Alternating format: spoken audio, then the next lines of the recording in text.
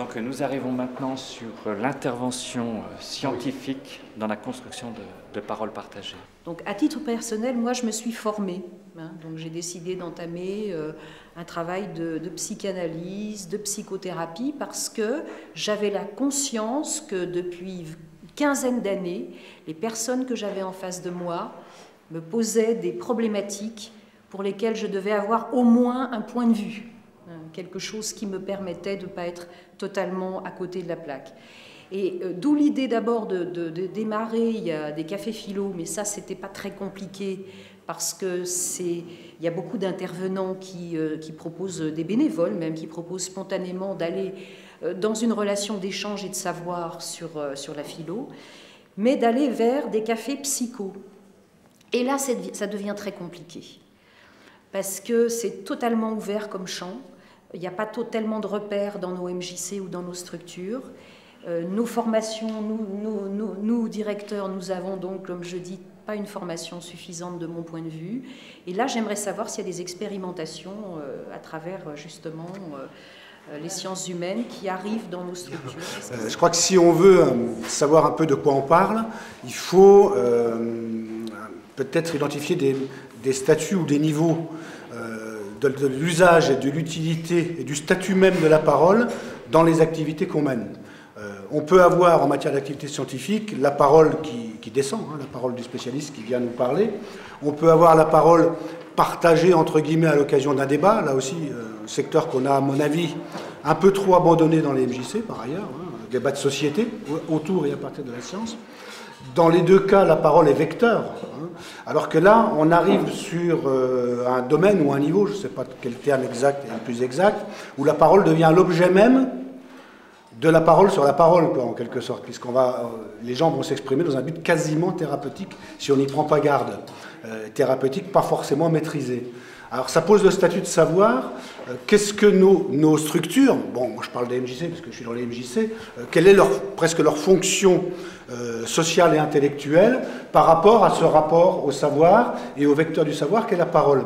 Et peut-être qu'à un moment donné, je dis les choses peut-être un peu abruptement, mais il y a des limites à fixer. Et dire à un moment donné, il y a certaines choses qui ne sont pas de notre domaine et de notre champ de compétences, et pour lesquelles peut-être il faut le faire ailleurs, ou en tout cas bien réfléchir dans quel contexte on le fait et de quelle garantie on s'entoure. Par ailleurs, pendant que j'y suis, je voulais dire 2 ou 3 petites choses qui m'intriguent toujours. Pourquoi est-ce que quand on parle culture scientifique, pratiquement 9 fois sur 10, on arrive sur des exemples où ce sont des choses qui se déroulent avec des enfants? Alors, ah bon d'accord, mais pour voir dans... Voilà. Alors un des grands problèmes de notre société, c'est que les adultes sont très mal à l'aise avec la science par ignorance, et que là, il y a un phénomène d'apprentissage et de transmission auquel on peut répondre, déjà. Pourquoi est-ce que quand on arrive à parler d'activités scientifiques avec les adultes, là, paf, on passe aux sciences dites molles par rapport aux sciences dures, comme par hasard. Voilà, ça, c'est moi des questions qui me parabiscotent un peu pour élargir un peu le champ du débat. Effectivement, je vous rejoins, les jeunes enfants ont la science à l'école de toute façon. Ils se retrouvent quelquefois en situation d'être professeurs de leurs parents. C'est très controversé aussi, cette attitude des enfants qui font par exemple les papiers pour les parents quand les parents sont immigrés ou qui sont amenés à enseigner leurs parents. Beaucoup de pédagogues réfléchissent là-dessus. Donc ma question, ce serait vraiment de rester un petit peu là-dessus. Qu'est-ce qui peut être fait en matière de culture scientifique et technique avec des adultes ?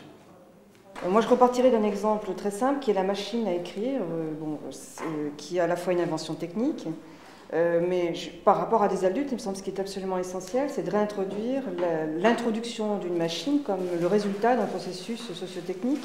La machine à écrire, par exemple, apparaît au moment où les échanges économiques se développent, donc le commerce, que l'écriture manuscrite n'est absolument pas lisible pour des échanges à distance, et donc il y a des travaux qui sont financés pour mettre au point la machine. Ça, c'est la première chose. Donc, ça correspond à un besoin économique. La deuxième chose également, les effets de l'introduction de la machine à écrire dans l'univers des bureaux, par exemple, ça a été l'introduction des femmes, l'arrivée des femmes. Jusqu'à maintenant, les employés de bureau étaient des hommes, jusqu'alors, et c'est les femmes, parce qu'elles sont beaucoup plus habiles, elles ont des doigts plus fins, etc. C'est les femmes qui ont été introduites. Ça a eu des effets également sur les conditions de travail, puisque les femmes étaient jusque-là à la maison, tandis que les hommes travaillaient. Donc les hommes, il y a eu une concurrence homme-femme du point de vue des salaires, finalement. les salaires qui ont été négociés pour les femmes étaient extrêmement bas, c'est-à-dire qu'on a retrouvé une question de genre. Donc voilà, pour l'introduction d'un outil tel que la machine à écrire, je crois que c'est vraiment important d'arriver à réintroduire toute cette dimension socio-technique. Quelque part, il y a quand même l'idée dans ce qu'on a dit qu'il y avait des gens, il y avait des acteurs autour d'une table qui avaient déjà des savoirs, des savoirs qui peuvent être sensibles, qui peuvent être de l'ordre de l'immédiat, et puis des gens qui ont des savoirs de nature un peu différente parce qu'ils ont travaillé, mais que justement on n'est pas dans l'ordre de la descente, on est dans l'ordre de la confrontation des savoirs, et du travail réciproque, c'est-à-dire de la lecture croisée entre comment un scientifique s'intéresse à l'immédiateté de la représentation parce que ça va lui dire peut-être quelque chose, y compris par rapport à sa propre démarche, et puis comment il interpelle, effectivement, en fait, comment on est dans l'ordre de l'interrogation réciproque, non pas en disant que les savoirs se valent ou qu'ils sont équivalents, parce que la connaissance du réel, c'est un travail qui a déjà été réalisé, mais le savoir du quotidien n'est pas à mépriser, parce qu'il se passe plein de choses, parce que c'est la vie concrète. Et donc, comment on le travaille, ça? En fait, on revient au fondement même des universités populaires et de l'éducation populaire, qui est l'enseignement mutuel. On y reviendra peut-être tout à l'heure en plénière. C'est une chose qui était perdue de vue. Et moi, je compte beaucoup sur les thèmes scientifiques pour faire échapper à ce que dénonçait hier Jean-Pierre Chrétien, c'est-à-dire l'expression de soi, de l'intimité de soi, et de tous ces ateliers d'écriture, de ces ateliers d'expression individuelle qui évoquent l'expression de l'irremplaçable et de l'irremplaçable singularité de soi. Alors que quand on fait mettre ensemble des gens qui ont des compétences, car on l'a dit tout à l'heure, les gens ont tous des compétences, et faire valoir des compétences, la compétence c'est beaucoup plus objective que l'expression individuelle d'un parcours personnel, d'une émigration, n'importe quoi que je ne critique pas naturellement, mais qui est plus difficile à partager. Donc là, je crois que, enfin moi, je compte beaucoup sur la culture scientifique et technique. C'est pour ça que je la défends autant que je le peux, parce que c'est à partir de ça qu'on a un discours sur des éléments objectifs avec un autre que soi. Et je crois qu'il faut vraiment partir de là, et que c'est autour de la culture scientifique et technique qu'on peut faire exprimer des compétences croisées, y compris chez des gens qui n'ont pas fait d'études, mais qui ont des compétences parfois très très fines, qu'on peut débusquer, et toujours sous un objet extérieur au dialogue intime de l'un à l'autre. Ce qui veut dire que finalement, il faut avoir partagé, encore une fois, peut-être une représentation. Ça me ramène à l'idée tout à l'heure d'un diagnostic partagé.